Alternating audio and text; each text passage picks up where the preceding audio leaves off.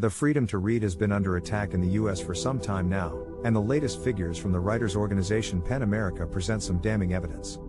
The number of book bans in public schools across the country have skyrocketed by 28% in the first half of the 2022-23 school year, a figure which is only likely to continue growing if nothing is done to discourage such censorship. Book bans have become particularly popular in states with Republican leadership, such as Texas and Florida, where 438 and 357 individual book bans respectively have been recorded in the current academic year. Of these titles, 30% are about race, racism and/or include characters of color, while 26% promote LGBTQ+ characters or themes. This suggests a calculated endeavor to censor representations of minority and marginalized groups which may interfere with conservative values. Unfortunately, there's more to this story than just a crusade to suppress progressive messages. Politicians and activists have been widely misrepresenting what constitutes pornography, labeling books which don't fit their conservative models of indecency with the same language.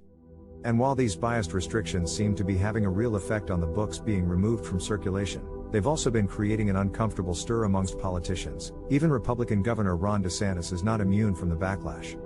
The most frequent book bans have included Genderqueer, a memoir by Maya Kobabe, Flamer by Mike Corrado, Tricks by Ellen Hopkins, and The Handmaid's Tale, a graphic novel by Margaret Atwood and Renee Nolt.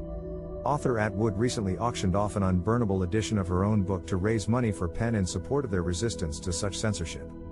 At this point, it's clear something needs to be done to protect the freedom of books, because these eager attempts to silence progress could have long-reaching, real-world implications. People are increasingly realizing that these actions are wrong, and that book bans present a serious threat to the freedom of expression.